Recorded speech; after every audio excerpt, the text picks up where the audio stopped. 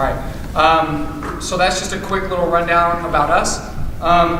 Before I turn it over to Esmond to get you guys started with kind of the skill and drill, we want to talk about 4 things in our philosophy that I know John really agrees with, and it's something that we harp a lot about at Shoot 360, and they're called the 4 controllables. Where are they? I think it's 4, right? So that's okay, yeah. So it's on the first page, 4 controllables.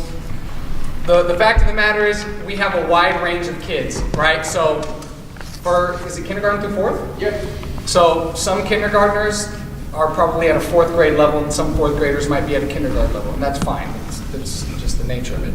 But what we try to harp is these 4 things that you can control. You can't control your height, how tall you are. You can't control your genetics, you know what I mean? So, we try to say the 4 things that you can control. So, number 1 is your attitude.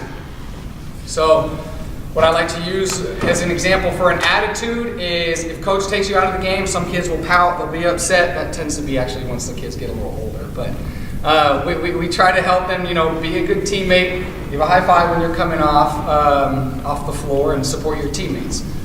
Don't be a jerk, right? And number 2, we talk about your effort.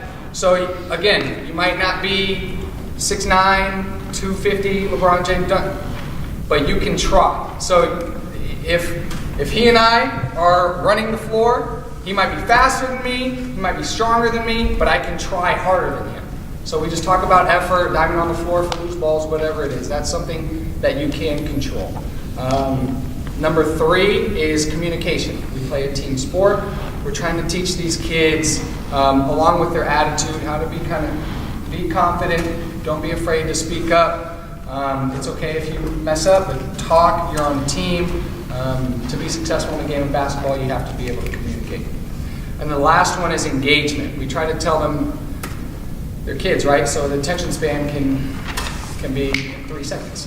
So we try to help them on how to have a good attention span. We try to focus on that. So we reward them for doing a good job, for paying attention and listening more than good job you made a 3-pointer. We want you to pay attention.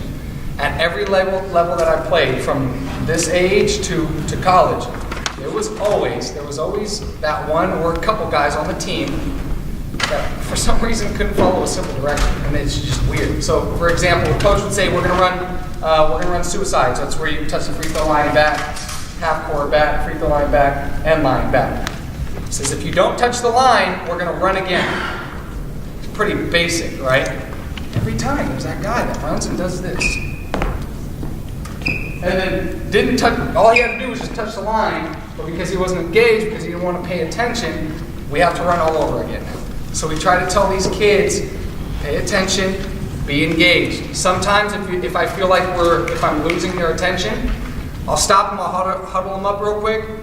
And if you played Simon Says, yeah. Okay. Simon Says real quick. Simon Says raise your right hand. They raise it. Simon Says put your right hand down. They put it down. Simon Says clap twice. They clap twice. I say, okay, game's over. So you just demonstrated that you're able to follow a direction. So why are you not following it right here? If we're working on left-hand layups, that's a huge one. It's a perfect example. If they're offhand, they're not comfortable with it. We say we're going to work on a left-hand layup, say for 3rd or 4th graders. They go up, they dribble up, and then they shoot it with their right hand. Say, well, number 1, you're not giving effort, you're not trying. And number 2, you're not paying attention, you're not engaged, you're not following a direction. I didn't say you have to make it. I don't care if you make it or not. I want you to try. If you try, then that means that eventually you're going to get better at it. So I need you to pay attention and follow the rules. It's not a hard direction. And number 2, give effort.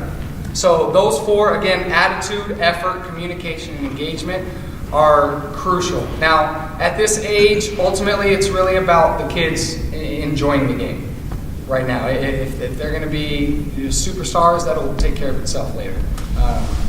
But for right now, we really want them to first enjoy the game, help use basketball as a tool to make them better people in life, and work on the fundamentals. That's ultimately what matters. It may sound kumbaya, but it's the truth.